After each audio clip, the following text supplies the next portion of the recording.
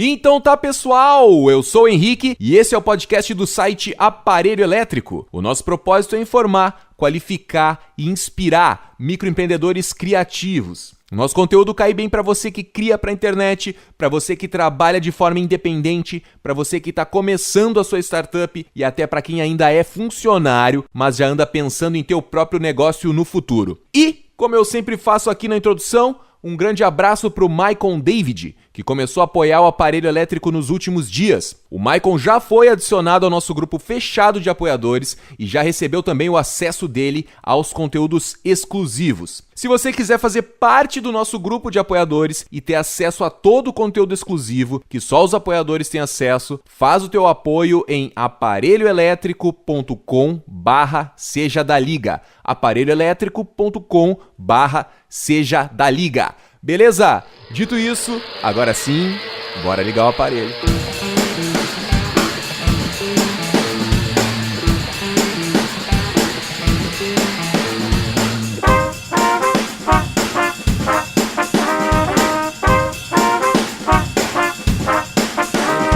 De design, de jornalismo, e procura bem o currículo, vê se o currículo está atualizado com as tecnologias que tem hoje, com a maneira como as coisas vêm sendo tratadas, para tu não perder tempo.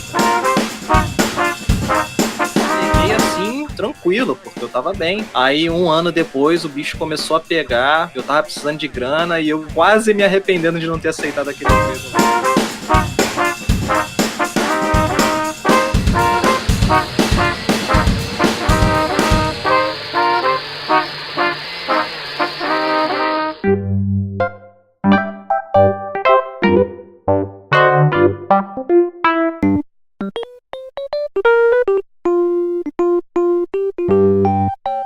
Então tá, pessoal, este é o primeiro What the Fuck.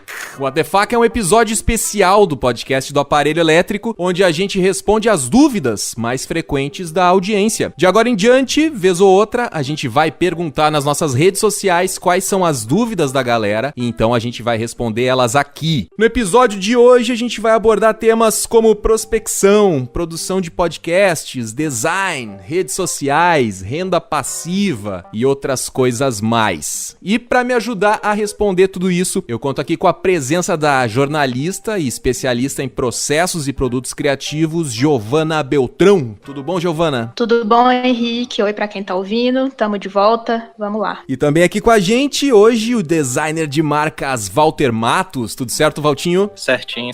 Fala aí, galera. Fala, Giovana. E pra gente começar, rapaziada, então uma perguntinha bem tranquila, pra gente começar essa lista de perguntas aqui, acho que são cerca de 20 perguntas que eu coletei aí no Facebook, no Instagram da galera. Quem quiser participar do próximo tem que ficar ligado nas nossas redes sociais aí. Corre aí pra seguir o aparelho nas redes. A primeira pergunta é do Daniel Zomer. O que fazer quando está terminando a faculdade, mas não faz a menor ideia do que vai fazer depois? Giovana Beltrão, o que tu acha? O Daniel Zomer deve fazer o caminho de Santiago de Compostela lá?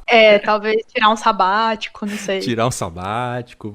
Mas é uma pergunta bem comum, né? A galera fica meio perdida, né? Eu não sei se quer ser freelancer, não sei qual que é o contexto da pergunta dele, né? Se ele vai fazer estágio ou se ele vai abrir uma empresa, vai ser freelancer, né? O que te parece? Pois eu acho que fazer estágio durante a faculdade é muito importante, né? Pra você começar a conhecer o dia a dia da profissão, ver se é isso mesmo que você quer, né? Afinal, pode ser uma coisa que você vai fazer por muito tempo. E se não encontrar estágio, ou se você já tá fazendo estágio, mas não tem certeza, você pode procurar algum projeto. Tem muita gente que junta pra fazer coisa na faculdade, tem empresa júnior, tem várias opções. Pode tentar fazer um projeto de pesquisa, uma iniciação científica, né? Talvez você curte mais pesquisar do que realmente atuar no dia a dia, é experimentar coisas, né? Pra isso que serve a faculdade também. E é engraçado assim, né? Porque eu tô partindo do princípio de que ele gosta da profissão dele, né? O que fazer quando está terminando a facul, mas não faz a menor ideia do que vai fazer depois? Tipo, será que ele tá cogitando mudar de curso, né? Porque isso acontece também, né? Se forma só pra entregar o canudo na mão dos pais lá. Toma, tá aí meu canudo, tô formado, agora deixa eu fazer outra coisa. Talvez quer procurar uma especialização também, né? Depende. Mas essas dicas que tu largou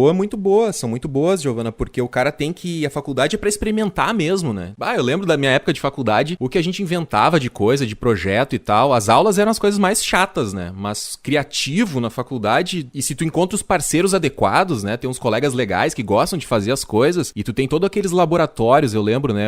Na época que eu tava estudando propaganda na Unisc, aqui no interior do Rio Grande do Sul, em Santa Cruz do Sul. Nossa, tinha laboratório de foto, laboratório de rádio, né? Eu fui bolsista de rádio, cara, na faculdade também. Eu tive esse contato com todas essas áreas, né? E já foi me dando uma ideia do onde eu poderia me colocar na profissão no futuro, né, Valtinho? Entra aí no papo aí, o que te parece? Cara, eu tô lembrando da minha época, né? Eu tô tentando lembrar o que aconteceu comigo, né? Pra ver se serve como exemplo. Eu, quando terminei a faculdade, na verdade, eu já tava estagiando, né? Inclusive no setor, como é que se chamava, cara? Era da própria faculdade, escritório modelo da própria faculdade. E o meu projeto final da faculdade, eu busquei um cliente real. O meu último projeto lá, de TCC e tal, eu fiz um projeto para uma instituição e essa instituição acabou virando meu cliente depois. Então eu já saí da faculdade trabalhando. Mas tem gente que vai fazer uma especialização, como você falou. Virou teu cliente? Tu fez o trabalho pro cara Fiz um trabalho que era pra faculdade, né? Só que eu visitei, foi o INES, é o Instituto Nacional de Educação de Surdos. Eu fui lá, ofereci meus serviços, acabei conseguindo, virou um projeto pra faculdade. Eu fiz um livro de Libras, era um livro de português para crianças surdas que já falavam a língua Libras, né? Língua brasileira de sinais. E aí o livro era sobre português. E eu apresentei na faculdade e tal. Esse livro acabou sendo distribuído para todas as instituições de surdos no Brasil. Foi um livro que se tornou real, né, também. E dali em diante eles acabaram virando meus clientes mesmo. Eu fiz outros projetos com eles depois da faculdade, entendeu? Então meio que já dei essa sorte, entendeu? Então eu já estava fazendo alguma coisa quando eu terminei a faculdade, entendeu? Mas tem gente que só faz a faculdade, termina e vai fazer uma especialização, uma pós, um mestrado, ou vai, se tiver condições, vai juntando um dinheirinho para ir para fora do país. Tem gente que faz isso. Eu conheço gente que terminou a faculdade, foi para Irlanda, foi para, sei lá, pra Alemanha, continuar estudando. Fez a faculdade e viu que o mercado era uma bosta no Brasil e, eu vou para Irlanda, vou trabalhar com serviços gerais, limpeza lá, porque é mais vantagem. Se a pessoa tiver condição, família ajudar, ou então conseguir uma bolsa, alguma coisa desse tipo, vale a pena, né? Agora, esse momento de você estar perdido é normal, cara. Acho que acontece com todo mundo. E a vida vai acontecendo, às vezes, sem que seja de acordo com o seu próprio planejamento, né, cara? As coisas simplesmente acontecem, mas é bom ter essas referências, né? Mas tu, quando entrou na faculdade de design, depois tem uma outra pergunta ali que faz um link, eu posso falar ela depois, mas assim, quando tu entrou pra estudar design, essa foi a tua primeira escolha e tu ficou até o final? Tu sabia certo que era isso que tu queria ou tu teve algum momento que tu titubeou ali, ficou meio em dúvida, gostava de outra coisa? Antes da faculdade, sim. Antes da faculdade eu titubeei bastante, porque eu terminei o segundo grau, eu fui fazer curso pré-militar, eu queria ser psicólogo, eu queria ser biólogo, eu queria ser músico, astronauta. Eu queria ser tudo, cara. É criativo, é criativo. Eu saí fazendo um monte de prova e, enfim, fiquei um ano estudando em curso pré-militar, cara. Enfim, por uma ironia do destino, eu desenhava desde criança, né? E aí a minha mãe veio uma vez, pegou um pedaço de jornal e mostrou pra mim, olha aqui, Valtinho, olha só que legal, tem essa faculdade aqui de desenho industrial. Aí eu, mãe, desenho industrial? Ela, tu não gosta de desenhar? Eu falei, gosto. Ela, dá uma olhada aqui na grade. E assim, na época era novo, né? O termo design não era muito conhecido, design gráfico não era muito conhecido, não se falava muito, né? Mas eu vi ali a grade do curso, eu falei, pode ser algo interessante. E entrei. Ela veio com essa proposta justamente porque ela sabia que eu tava muito perdido, né? Eu não sabia o que fazer. E aí, quando eu ingressei, cara, eu sei que na primeira semana de aula eu já me apaixonei pela parada. Dali em diante eu não tive mais dúvida nenhuma. Depois que eu entrei na faculdade, eu não tive dúvida nenhuma de que aquilo ali seria minha profissão pro resto da vida. Legal, cara. Eu entrei meio que na propaganda, né? Minha primeira faculdade foi propaganda, né? Eu não cheguei a me formar, né? Eu cheguei a fazer o que seria, acho que uns 6 semestres de propaganda. Depois eu me mudei, tranquei a faculdade e eu acabei me formando mesmo em web design e programação, né? Num curso à distância. Hoje eu uso muita coisa que eu aprendi na faculdade de propaganda, né? Não são coisas tão distantes, né? São coisas próximas, né? Tu fez EAD, cara? Fiz EAD. Me formei pela Unisul, faculdade. Acho que foi uma das primeiras que tinha EAD no Brasil, assim. E era bem estranho, porque eu cursava tudo pela internet. Esse curso, na verdade, me ajudou muito a eu me organizar, aprender a me organizar pra trabalhar em casa depois. Eu estudava à distância. Isso foi que ano? Cara, isso aí foi em 2006, talvez, que eu comecei a faculdade. isso, cara? Internet de 2 megabytes na época. Não, era uma coisa muito inusitada, cara. Eu me lembro que eu tinha um certo desconforto de dizer que eu estudava pela internet pras pessoas, assim, tipo, isso aí não é uma parada séria, né? Isso aí não é sério. Hoje em dia tem esse boom de curso. Se nem tinha internet de 2 mega, devia ser 1 mega. Eu não me lembro, cara. Mas eu tinha já a internet conectada 24 horas, isso aí eu lembro. Mas era uma coisa que também não tava tão difundida quanto é hoje, né? E eu me lembro, assim, cara, que eu estudava à distância, né? E as aulas eram livros, eu recebia os livros pela internet. Não, imagina, justamente, tu falando a questão da conexão, né? Da 1 mega, não tinha como ter esses vídeos todos que tem hoje, né, cara? Ia ser impraticável. Eu não tinha aula por vídeo. Era tudo livro que vinha pelo correio, eu tinha que ler os livros e tinha um prazo pra entregar os exercícios, né? Todo mês tu tinha que entregar, sei lá, no dia 15 do mês tu entregava um exercício, no dia 30 outro, e no início do próximo mês tu ia até um colégio militar, no caso. Era uma das sedes que dava pra fazer a prova em Florianópolis, na época que eu morava lá. Eu ia lá e fazia a prova presencialmente. E, cara, eu lembro de fazer umas provas de algoritmo, assim, cara, nossa, terríveis, no lápis, sem poder apagar, sem poder... Tipo, no computador, tu tá estudando programação, tu apaga o algoritmo, refaz e tal. E fazer a prova no papel ali, cara, escrevendo o algoritmo. Nossa senhora, que época. Nossa. Mas me deu um baita de um background pra poder trabalhar em casa, assim, me deu disciplina, né, pra poder trabalhar em casa.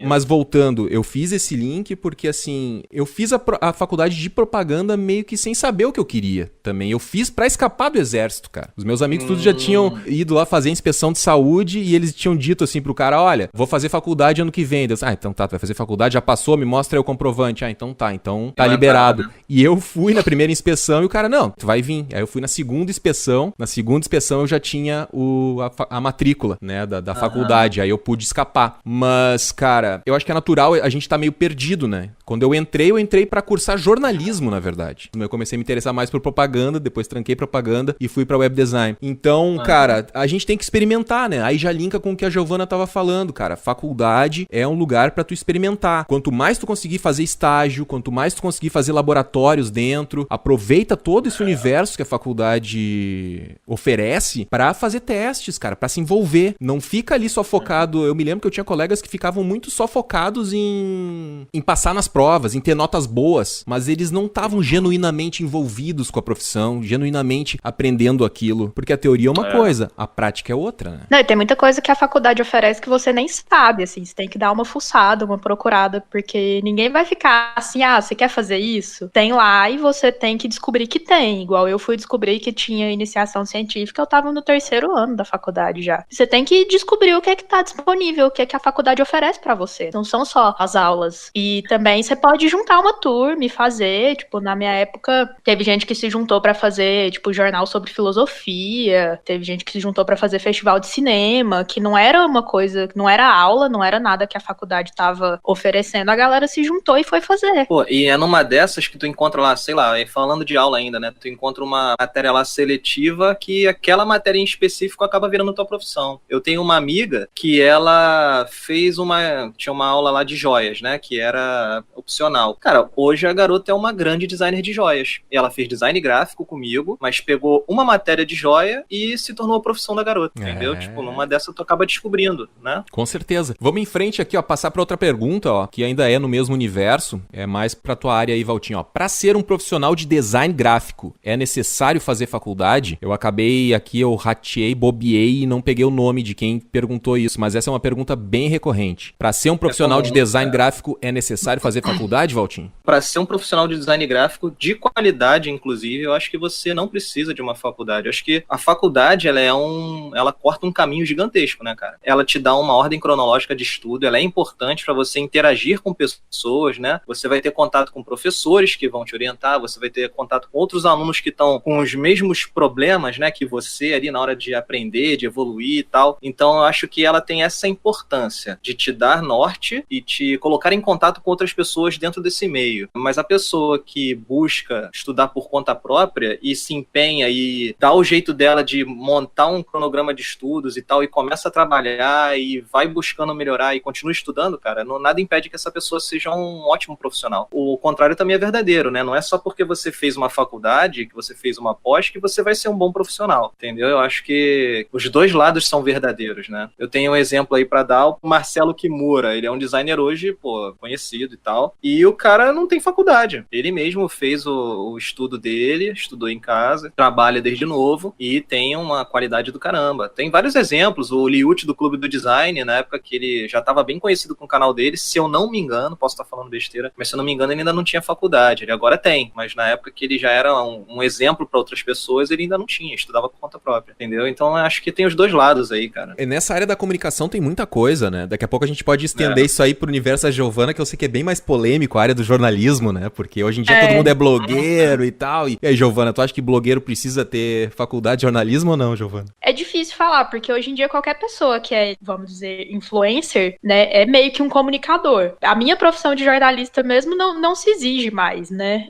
Já tem 10 anos que não é mais obrigatório você ter diploma de jornalista para atuar como jornalista. A faculdade para mim foi muito importante. Eu acho que tem algumas coisas que realmente é difícil você aprender fora, né? Especialmente a questão de ética, de lidar com pautas mais difíceis, né? Quando morre alguém ou quando tem alguma coisa de polícia envolvida, assim. Eu acho que o background de faculdade é importante, principalmente para esse tipo de situação. Para mim foi importante também porque eu preciso da estrutura para eu aprender. Eu, tenho um pouco de dificuldade para estudar sozinha. Mas realmente, hoje em dia, assim, todo mundo que trabalha com redes sociais, por exemplo, tem que entender de comunicação, senão, né, não se comunica direito com a audiência. Então, também é uma área que funciona que é uma verdade para os dois lados e vai depender de você, né? Eu acho que sempre depende muito da pessoa, cara. Sempre, sempre. A faculdade eu tenho a mesma percepção que a Giovana. Ela foi essencial pra mim. Henrique, não sei se tu concorda comigo, eu acho que a pessoa criativa, né, que trabalha essencialmente com criatividade, ela já tem esse ímpeto de estudar coisas por conta própria, cara. Sei lá, eu acho que o criativo é aquilo, né? É o cara que quer tocar violão, é o cara que quer fazer 1000 coisas ao mesmo tempo, né? Uhum. Então eu meio que também sempre fui autodidata, apesar de eu ter feito faculdade. Mas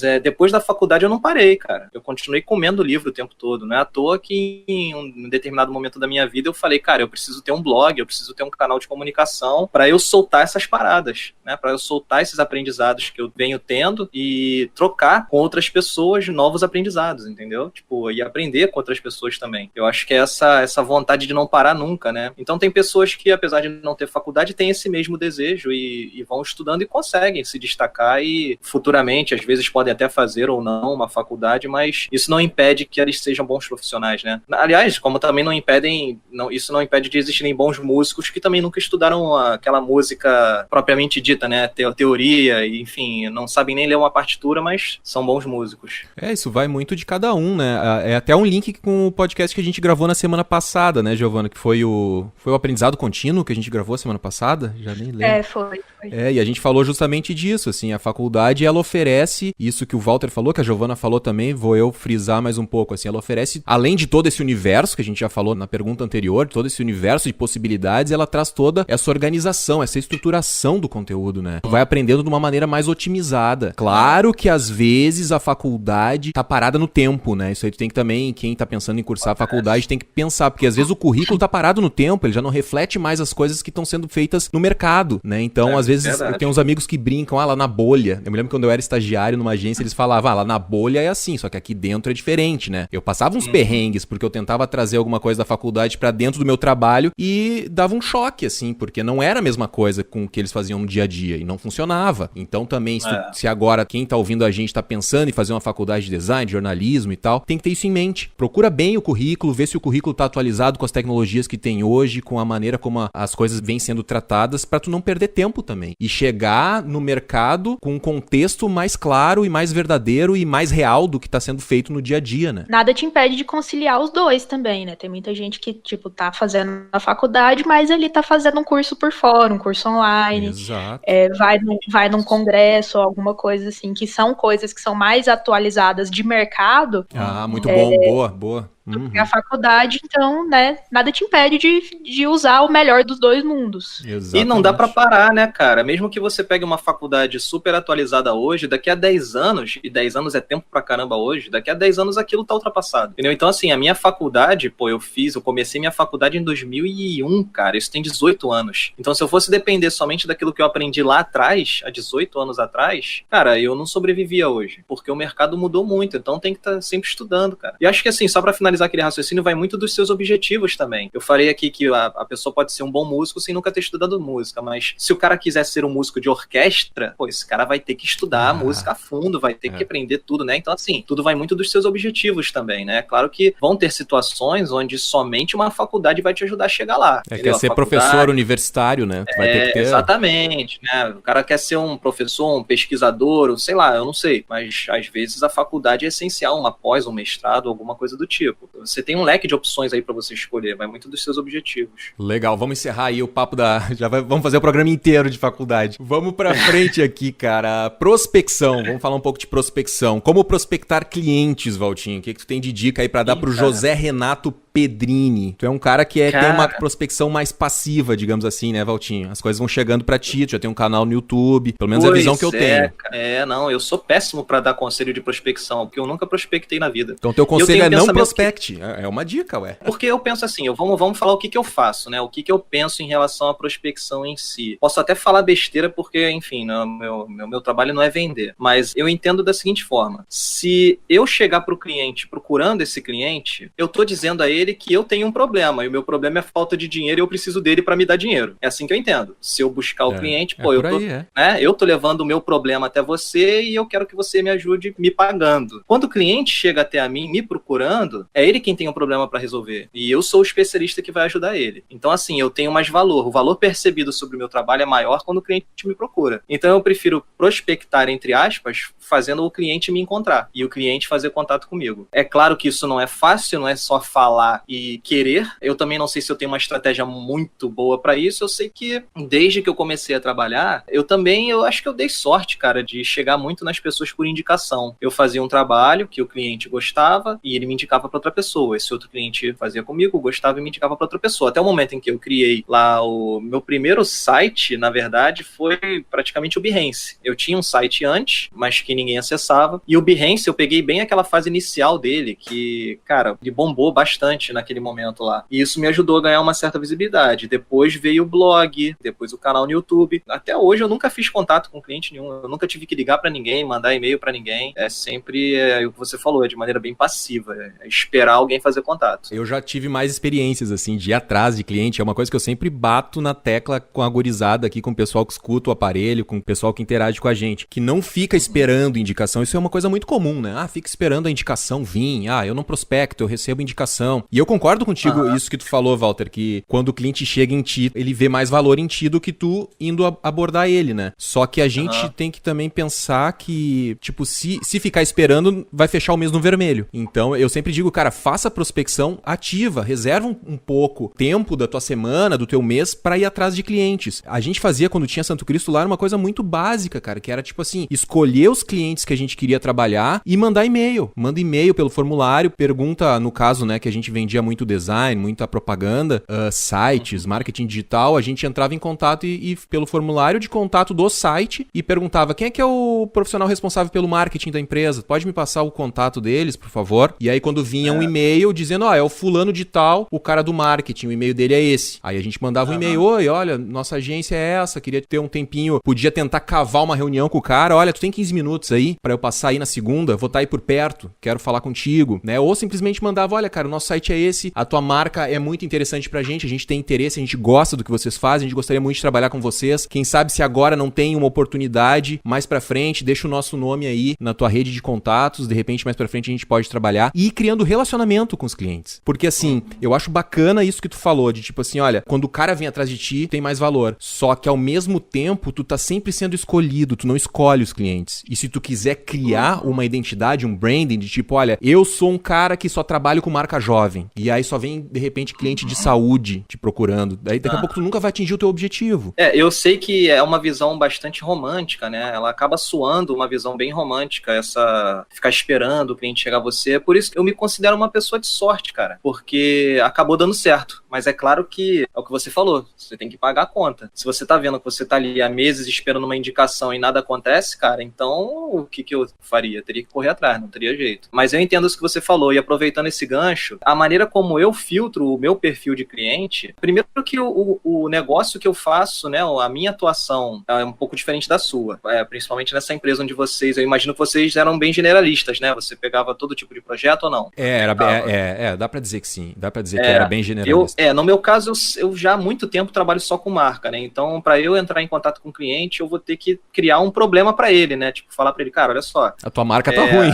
A tua marca tá ruim. Eu já vou ter que chegar passando esse problema para ele. Então, eu não saberia como fazer isso, sinceramente. Vai ter gente que, cara, vai conseguir. Eu não conseguiria fazer, entendeu? E a maneira como eu vou criando o meu perfil de cliente não foi uma escolha minha, sacou? Ela veio acontecendo de maneira orgânica. Tipo, eu vinha filtrando os clientes que faziam contato comigo e eu fui selecionando um perfil específico. E a partir do momento que você cria um portfólio que transmite esse perfil de cliente que você tem, isso vai atrair, entre aspas, né? Vai atrair, de certa maneira, os mesmos perfis de clientes, entendeu? Acho que isso também é uma forma de pensar. Mas eu não discordo da atuação que você tinha lá na agência e de você prospectar dentro desse contexto. Eu acho que é tudo uma questão de sensibilidade e entender qual é o teu momento, qual é o teu perfil de cliente, o que você quer, enfim. Acho que depende de uma série de fatores, né? Não existe fórmula pra nada, né, cara? Exato, não tem fórmula. Isso aí a gente sempre faz questão de frisar. Mas vamos botar a Giovana nesse papo. E aí, Giovana, algum insight sobre como prospectar clientes? Nossa, eu também, tipo,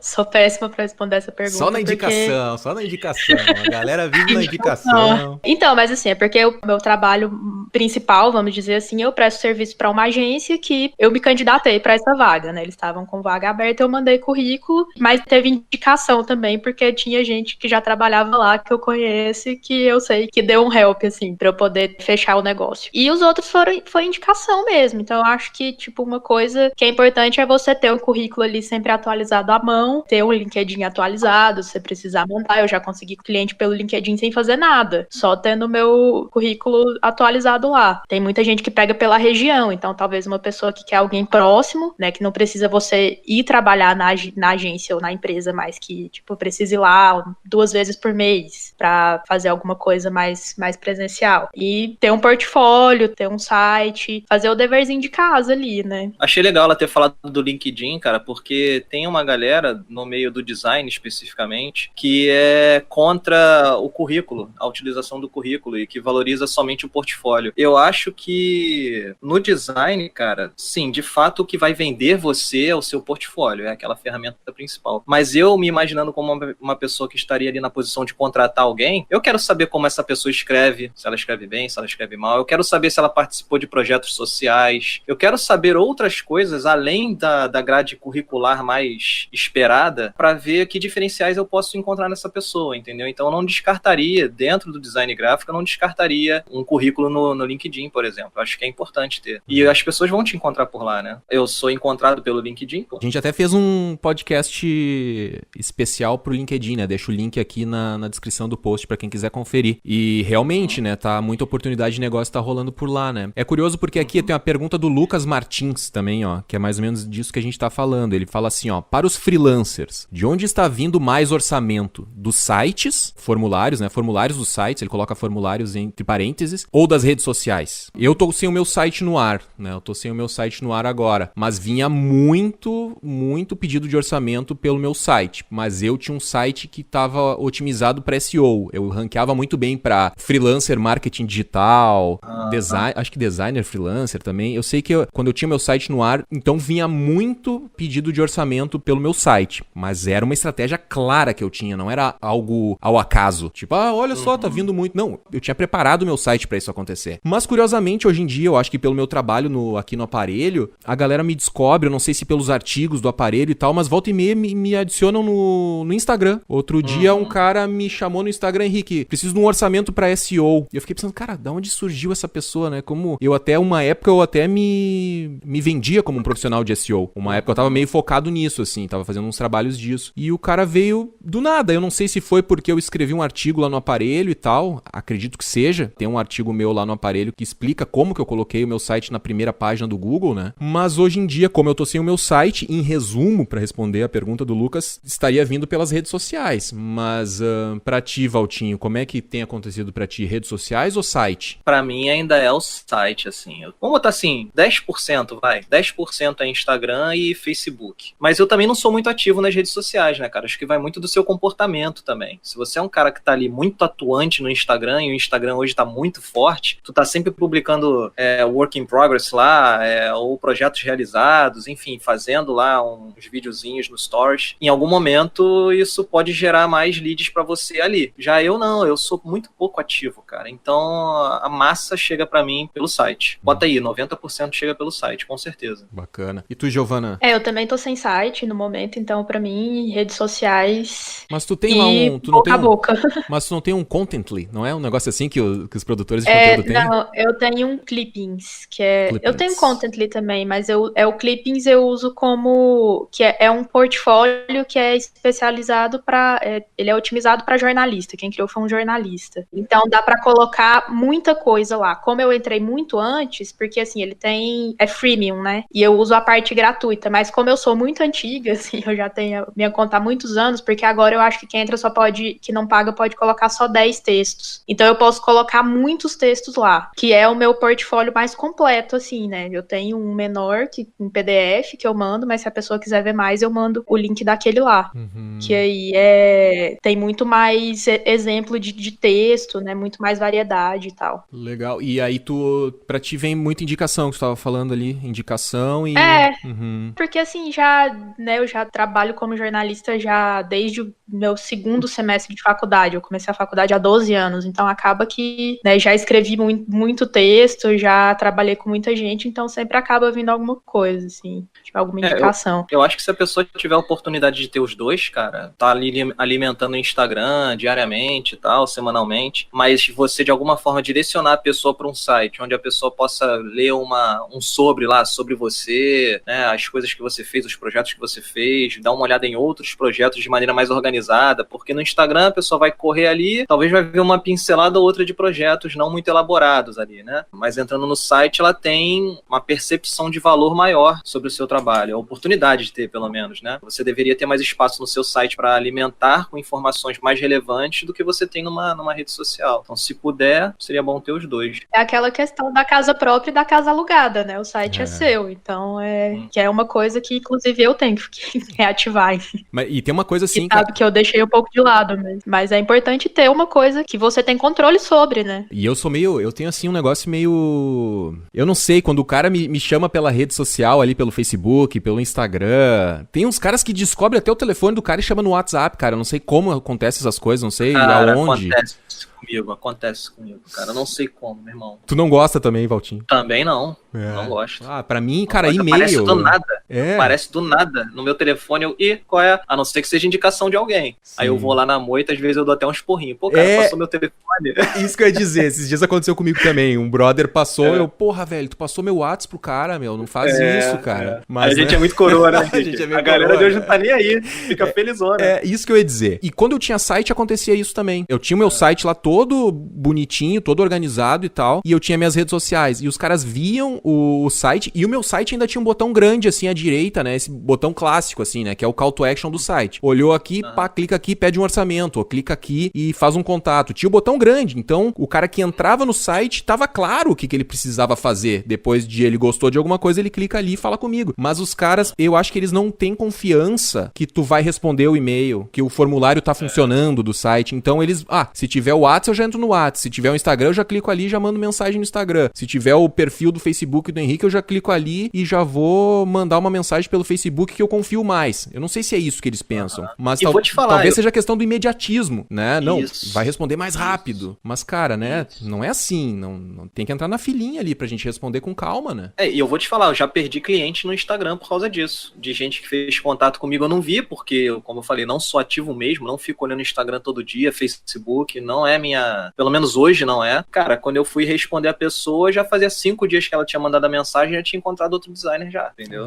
Então, assim, acontece. Acontece isso aí também. Mas vamos em frente, ó. Como lembrar clientes antigos ou que não precisavam de serviços no primeiro contato que existimos? Uma pergunta do Alexandre Schittini. É uma questão de prospecção. No teu caso, Valtinho, tu faz marcas, né? Uma vez que está feito marcas, talvez o cara não... Tu fez marca, criou toda a identidade visual lá, o cara não vai te chamar pra fazer um flyer promocional, sei lá. Eu não sei se tu pega esse tipo de serviço. Acontece, mas é mais raro realmente. Acontece de cliente entrar em contato comigo para continuar desenvolvendo a identidade. Às vezes um cliente que eu não fiz o manual e cresceu, a empresa cresceu e tá precisando de novos itens e de manual e tal. Tá acontecendo um agora, inclusive. Mas é mais raro. Normalmente eu já pego o projeto mais completo já no início. Isso aqui, a pergunta do Alexandre, é uma coisa mais... é de prospecção, né? Olha, cara, fechei. Uma coisa que eu fazia, já vou atropelando um pouco a Giovana, já passa a pelota pra ti também, contribuir, Giovana. Fiz um serviço lá, sei que é um cliente que tem potencial, que tem dinheiro, que bota dinheiro em marketing, porque também não adianta a gente ficar insistindo em cliente que a gente sabe que tá num momento difícil, tá apertado, faz um trabalho por ano, um trabalho a cada 2 anos, também não adianta ficar insistindo em cliente que tu sabe que tá numa situação complicada. Tem que ir num cliente que já tá com a empresa madura, que tu sabe que investe em marketing, aí vale a pena tu ficar fazendo contatos esporádicos. O que eu fazia era mandar e-mails de rotina. Eu tenho isso até escrito, se eu não me engano, no manual, o incrível manual do freelancer moderno que eu escrevi há séculos atrás, mas deixo o link aqui pra quem quiser baixar. O que eu fazia era o seguinte, era mandar e-mails de rotina, assim, oi fulano, como é que estão as coisas aí? Tá precisando de alguma coisa? Se precisar de qualquer coisa, tô à disposição. Só isso, cara. É um e-mail rápido, básico, sem frescura nenhuma, sem escrever demais, porque o cara de certo vai estar na corrida, só pra ele receber o teu e-mail lá. Ah, tá, o cara tá aqui. E volta e meia eu fazia isso, os clientes falavam assim,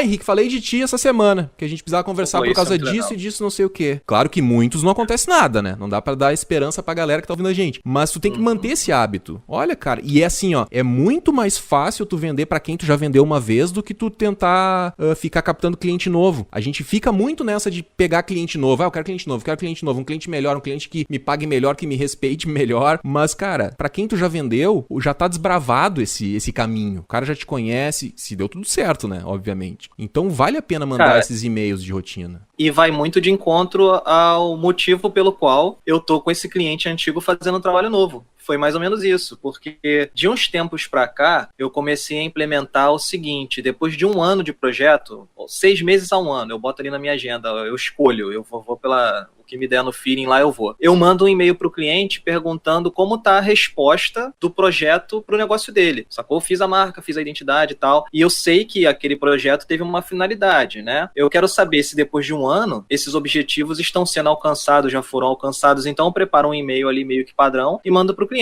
E aí, como é que tá? Tudo bem? Como é que tá a resposta do projeto? Sentiu mudança em alguma coisa? É um pós-venda, né? Se eu souber que a expectativa do cliente era um aumento no número de vendas e tal, eu pergunto, e aí, melhoraram as vendas e tal? E aí, dependendo da resposta, podem acontecer 2 coisas. Ou as 2 ao mesmo tempo, né? Ou eu vou ter um feedback, né? E o cliente vai querer me contratar para continuar fazendo alguma coisa. Ou, no mínimo, o que eu consigo ali é um depoimento, sacou? Eu consigo um depoimento para botar no meu site. Boa. Então, no portfólio, né? Que é algo que eu tô refazendo também, mas ainda não consegui atualizar. Aliás, meu portfólio tá desatualizado desde 2013, se eu não me engano. Mas os depoimentos vêm sendo colhidos, sacou? Eu tenho colocado eles aonde? Eu coloco numa página de depoimentos no meu site mesmo, mas eles não estão no portfólio em si. E no meu LinkedIn, se eu não me engano, tem depoimentos lá atualizados e tal. Mas é algo que vale a pena, sim, fazer o contato com o cliente depois. Passa um tempinho. Boa, essa. É tipo um pós-venda e tu colhe também os resultados, né? Pra saber o que rolou. Porque muitas vezes a gente entrega um trabalho e tipo, bora pra outro. E tu não sabe se de fato tu tá fazendo as coisas direito, né? Quando tu colhe os resultados, tu pode analisar aquilo, né? E saber o que funcionou, o que não funcionou, o que deu certo, o que pode melhorar, né? É ótimo isso aí. Né, Giovana? Então eu ia falar basicamente o que vocês falaram, mas assim, pra tentar complementar e não repetir.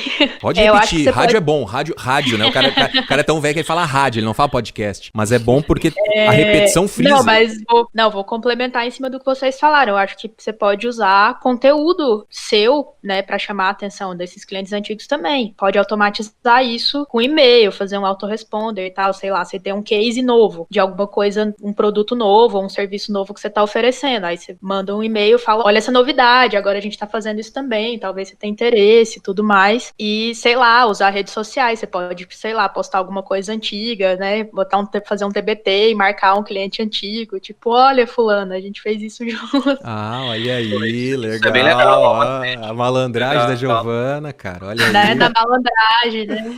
Pode dar certo também. É isso, eu acho que o resto vocês falaram já muito bem. E quando a gente tá nessa fase, tá com esse tipo de dúvida, a gente tem um certo distanciamento, né? Porque é aquela entidade, o cliente. Eu não vou mandar um e-mail pro cliente, assim, atrapalhar ele. Cara, perde o medo, manda uma mensagem, assim, tranquila, velho. Manda uma mensagem. Até porque já foi seu cliente, né? Vocês já criaram ali um mínimo de intimidade, né? Não precisa ter tanto dedo. Claro, né? Não vai convidar o cliente pra tomar uma ceva, pra ir pra noite, assim, né? Mas vai ali com calma. Cara, olha, tô à disposição se precisar de qualquer coisa aí, vamos lá. Vamos fazendo essa dica da Giovana também, ali marcar num TBT e tal, né? Se fazer notar sem encher o saco. Não pode encher o saco, não pode ser insistente e tal. Com limite, com parcimônia, com bom senso, sempre dá certo. Não fazer todo dia, né? Dá um tempinho, uns meses, um ano. E aí dá uma... Só tipo assim, oi, tô aqui. Tipo, eu existo, né? Exatamente. Não esquece da gente. Giovana, tu que agora tá de microfone novo, tá toda semana aqui no Aparelho Elétrico, tem uma pergunta do Hudson Santos pra ti. Manda. Qual a maior dificuldade em se fazer um podcast, Giovana? Cara, pra gente que é à distância, pode ser a internet, pode ser o microfone. A criançada atrás berrando. Mas eu também, né? Tipo, coisas que estão fora do nosso controle, né? Como as crianças brincando na quadra do prédio. O cachorro, na casa do Walter, teve um também, ficava latindo, que era do vizinho. Tu lembra disso, Walter? No meu canal, o pessoal falava do cachorro, cara. Aqui no podcast também. E é do vizinho, dos vizinhos, né? Mas eu acho que tirando essas coisas técnicas, assim, de produção do podcast, eu acho que é criar audiência, né? Conseguir ser ouvido, ouvintes. Ser ouvido, boa. Não tinha pensado por esse lado. Quando eu li a pergunta ali, eu acho que, assim, uma das coisas que é bem complicadas, né? A gente já faz isso aqui desde 2015, né? Estamos indo pro 5º ano de aparelho elétrico. Muitas dificuldades. Acho que editar é uma das coisas mais difíceis, cara, sabe? Tem muitas dificuldades. Na real, fazer podcast é difícil, cara. Isso aqui que a gente faz pra entregar pra galera toda semana é um recorde, né? Assim, é uma coisa... É um esforço descomunal, né? Tanto que a gente tava falando em off ali, aqui o aparelho. Pra ele acontecer toda semana, a gente grava 4 episódios antecipadamente, né? Pra garantir que toda semana vai sair. Porque se a gente deixar pra fazer tudo na semana, cara, aí vai ser uma correria, uma doideira, vai ficar todo mundo muito ansioso e tal, e não é assim, né? A gente tem o Maicon aí da Tomate Cereja que edita os podcasts pra gente. Tinha uma época que era eu que fazia isso, cara, e era dificílimo, a gente gravava podcast de 2 horas. E pra editar um podcast, deixar ele gostosinho, assim, de ouvir, como é o podcast do aparelho, que a gente tira gaguejo, que a gente tira... Exatamente, isso que eu fiz agora, que provavelmente vocês não vão ouvir. A gente corta pra ele ficar bom de ouvir, né? No início a gente largava bruta. E aí logo os caras começaram a reclamar, Rick, melhora isso, melhora aquilo. E eu já sabia que tinha que melhorar, né? Mas eu queria testar pra ver se as pessoas iam ouvir o podcast. A edição é complicado quando as pessoas querem participar, mas não podem naquele horário. Então, são coisas assim que a gente já foi aprendendo, né? Com 5 anos, se for pegar podcasts antigos do aparelho, cara, tinha comentários, daí tinha a pauta principal, que é isso que tá rolando aqui agora, e depois tinha erros. Eles eram todos assim era uma super produção. E com o tempo a gente aprendeu que precisava deixar isso mais enxuto pra conseguir carregar esse piano, pra conseguir fazer toda semana. Não é simples assim, tem muita dificuldade, mas o podcast é uma coisa muito legal, né? Porque ele humaniza a gente, né? Ele humaniza o aparelho elétrico, né? Tô vendo uma notícia lá da Giovana, e eu escuto ela no aparelho elétrico. Daqui a pouco tu vai ficar mais propenso a ler uma notícia, porque tu escutou a Giovana no aparelho elétrico e vice-versa, né? Tu leu a notícia, gostou, vou escutar essa menina no podcast também. Mas é uma coisinha difícil, né, Valtinho? Eu não produzo podcast, então eu não tenho como responder quais as dificuldades de produzir um podcast, né? Mas pra mim, essa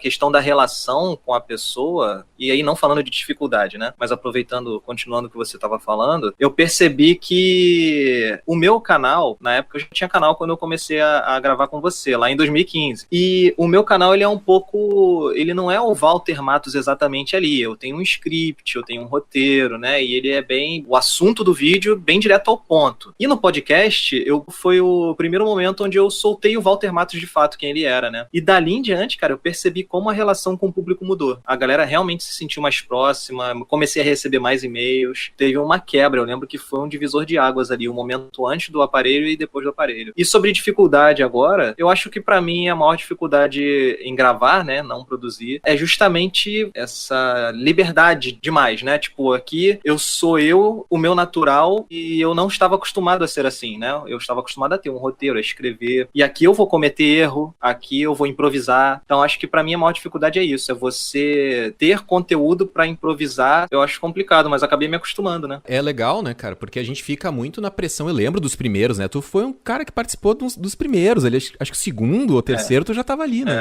A gente largava a bruta, todas as imperfeições estavam lá, né? Era engraçado, era bom, né, cara? Era muito bom. É legal. Mas, Giovana, eu te atropelei ali, já saí largando tudo. Tu tava falando que a dificuldade é ter ouvintes, né, Giovana? Eu acho que criar audiência é uma coisa que é complicada, assim, né? Geralmente era assim, né? As pessoas tinham um blog e aí, agora tem podcast, vamos fazer também. Então já tinha uma certa audiência ali do blog, naturalmente vai pro podcast. Mas hoje em dia tem muita gente criando podcast do nada, né? Vou fazer um podcast, não tem blog, não tem nada e quer fazer. Eu acho que pra essas pessoas, além dessa questão técnica de gravação, de equipamento e de edição e tudo mais, você tem que criar uma audiência, que é achar as pessoas que vão te ouvir, que vão curtir o que estão ouvindo. E aí que tá, amarra bem essa questão da edição. Eu vejo muito podcast que tem potencial e os caras não fazem questão de editar o podcast. Eles deixam a bruta ali propositalmente. Ou eles pensam que, quando eu tiver mais seguidores, mais apoiadores, ou tiver anunciantes, daí eu começo a editar. Só que, cara, tu precisa editar antes pra tu não perder oportunidades de pessoas que vão te ouvir pela primeira vez. Elas têm que gostar já. Então tu já tem que entregar o teu melhor, ou pelo menos o melhor que tu puder fazer, né? Porque daí senão o que adianta?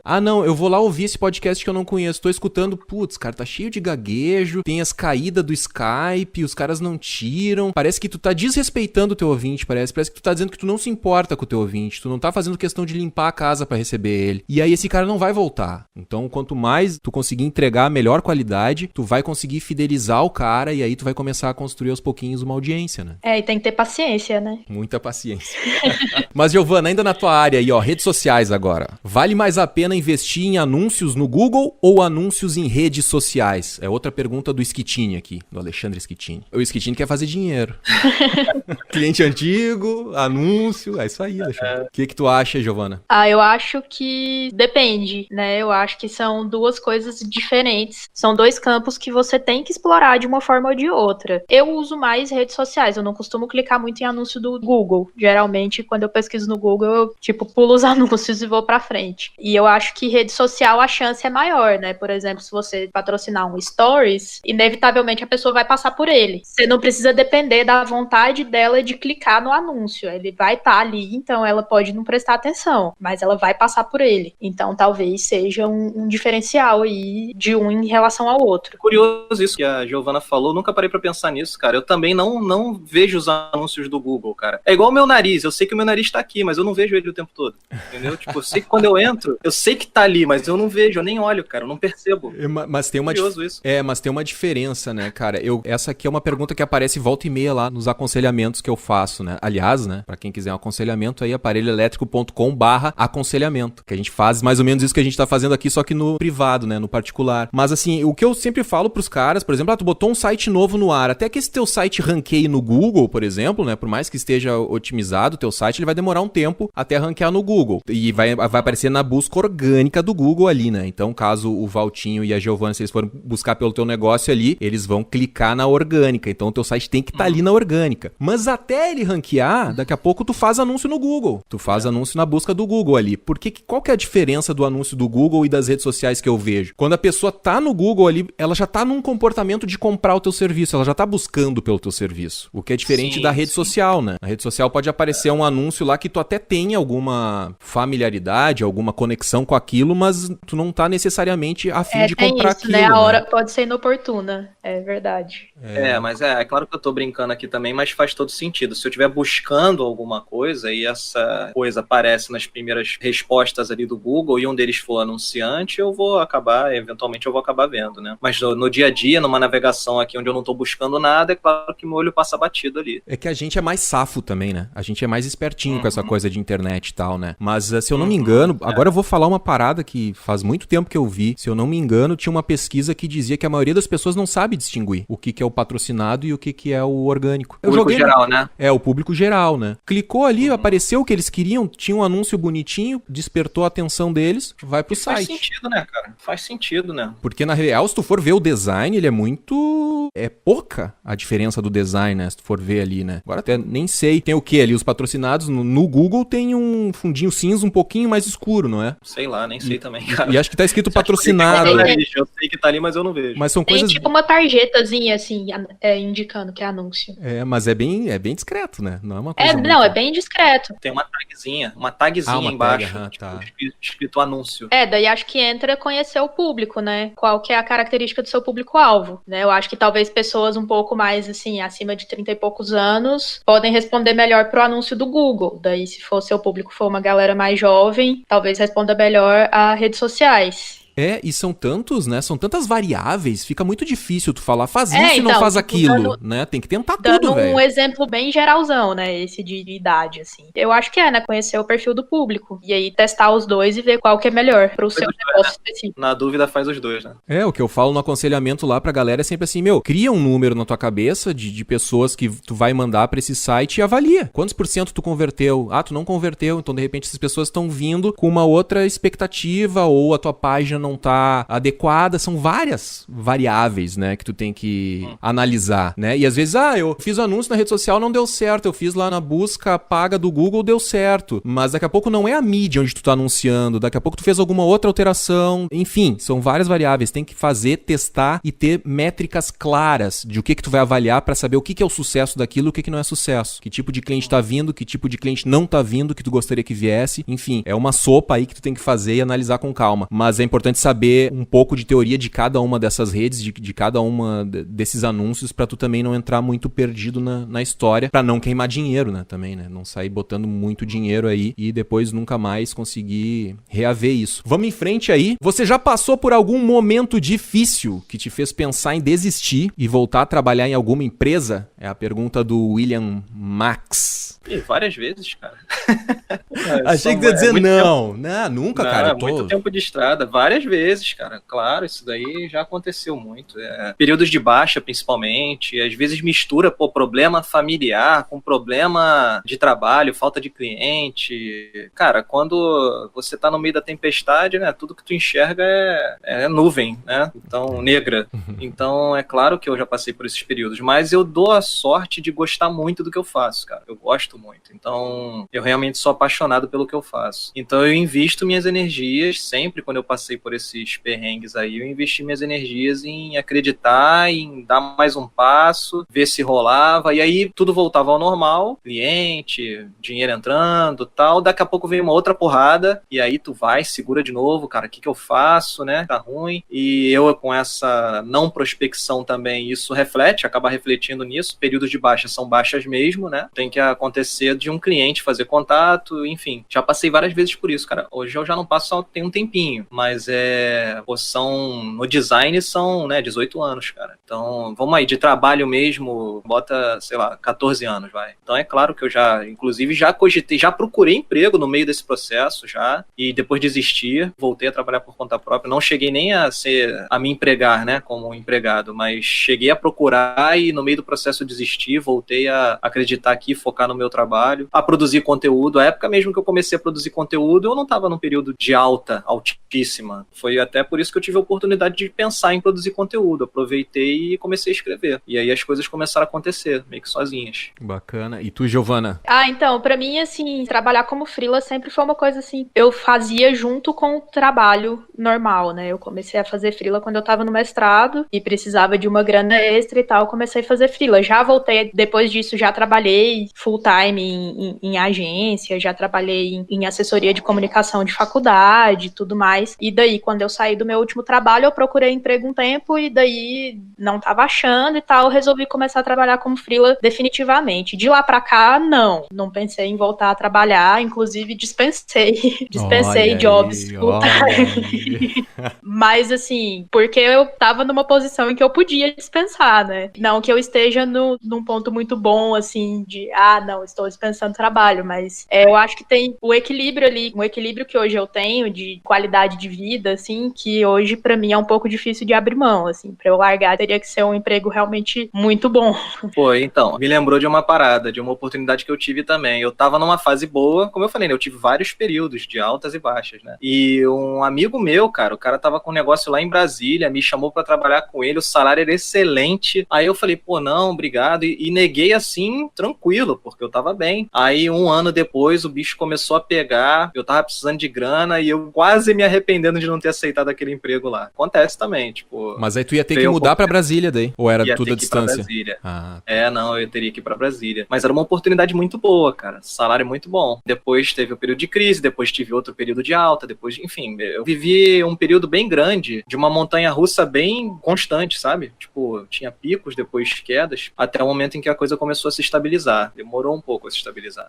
Tipo, a galera acha que, né, eu não sei se às vezes talvez a gente fique com a impressão de ser muito positivo aqui no aparelho elétrico, ou sei lá, tipo, parece que tá todo mundo, como a gente fica dando dicas, né, pra galera que tá nos ouvindo, talvez a gente tá com tudo resolvido, né, mas não, cara. Eu penso, cara, todo dia 30, velho, pra te ser bem sincero, William, todo dia 30 eu olho ali e vejo que, opa, mais uma vez vou entrar no cheque especial. Cara, será que eu teria que voltar pra uma empresa? Hoje até eu faço 2 horas pra um cliente meu, pra um cara que era cliente de freela. Ele me contratou 2 horas diárias, eu trabalho pra ele. E tá sendo massa, porque é à distância, eu não tenho que ir lá na empresa, nada, é tudo à distância. É um cliente que eu curto, que eu gosto de trabalhar e me entendo muito bem com o cliente. Então é uma maravilha e é uma grana garantida no final do mês. Porque geralmente o que faz eu, não sei qual que é a situação de vocês, mas o que faz eu, às vezes, pensar em voltar por uma agência, por uma empresa, mas isso também não dura mais do que 10 segundos, porque eu lembro muito bem, é muito viva a memória de como era quando eu era funcionário dentro das empresas. É a estabilidade financeira. A estabilidade financeira, exato. Então, se tu consegue trabalhar para clientes legais, que te pagam um FII mensal, alguma coisa, tu fica mais tranquilo, tu não vai querer voltar ou sei lá o que é. Claro que tem outros problemas, né? Por exemplo, isolamento. Tem gente que,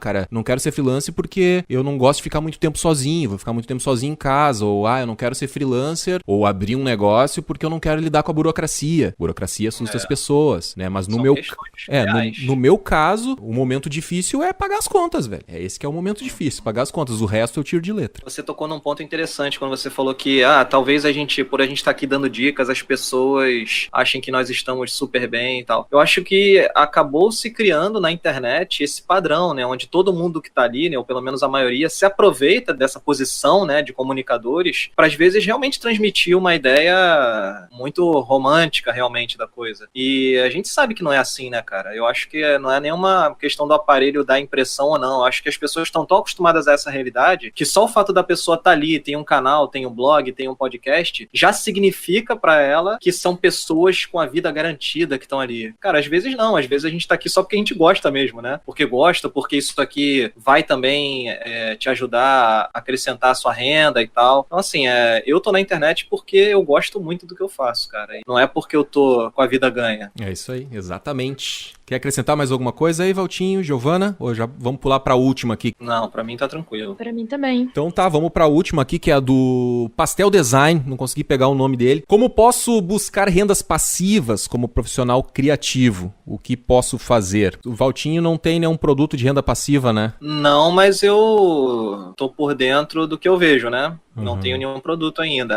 Hoje, dia 2/5/2019, já 5 anos com blog, praticamente 4, sei lá. Ainda não tenho nenhum infoproduto, nada do tipo. Mas tem várias formas de ter renda passiva, cara. Tu chegou a pensar em algum já? Qual que tu ficou mais assim com vontade de ter? Que tipo de produto? No caso, o YouTube pra mim já é uma renda passiva, né? Apesar de eu estar ali ter produzido conteúdo pro YouTube, tem mais de 1 ano que eu não faço nada, mas todo mês cai um pingadinho ali na minha conta. Então, de qualquer forma, acaba sendo uma renda passiva, né? Eu não tô trabalhando trabalhando para receber dele. Então eu poderia lançar um livro, eu poderia lançar um curso, a partir do momento que eu já tenho um público definido. Você pode investir, tesouro direto, ações, CDB, eu acho que isso daí é considerado renda passiva também, né? Posso estar falando besteira? Acho sim, que não, né? É o negócio de fazer o dinheiro trabalhar por ti, né?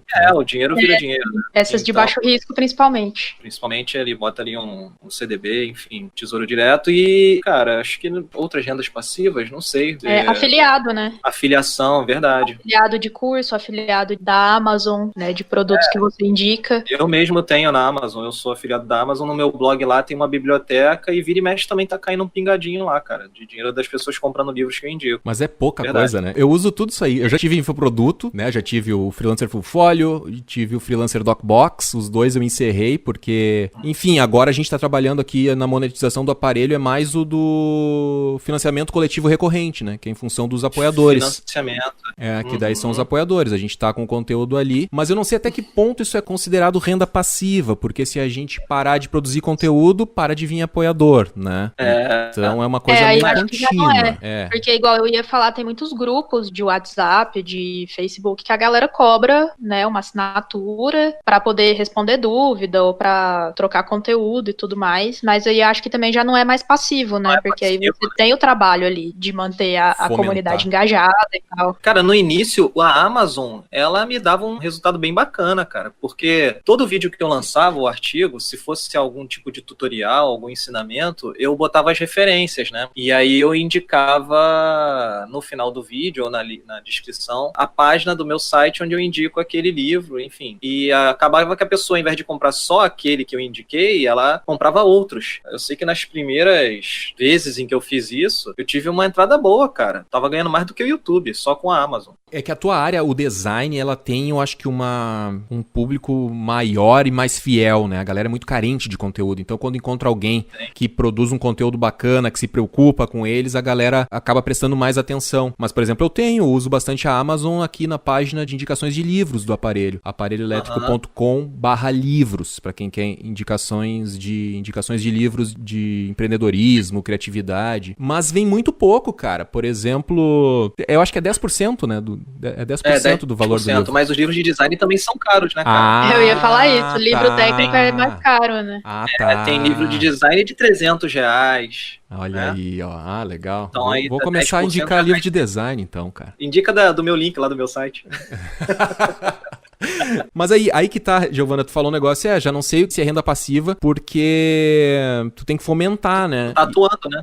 Mas mesmo assim, cara, infoproduto, eu não sei se as pessoas consideram isso como renda passiva, já vi muita gente considerando renda passiva. O próprio marketing de afiliados, cara, eu não sei o quão passivo isso é, porque se tu não movimenta o teu site, as pessoas não vão até lá, elas param de ir. Claro que ainda um pequeno número continua indo, acha no Google, vê lá uma coisa que foi compartilhada há meses atrás por alguém, clica e descobre, mas se tu não ficar fomentando, produzindo podcast toda semana, produzindo artigo, produzindo notícia, as pessoas esquecem do teu site. E aí não vai vir um dinheiro significativo, não vai vir um número de vendas que seja relevante. Então é passivo, mas nem tanto, né?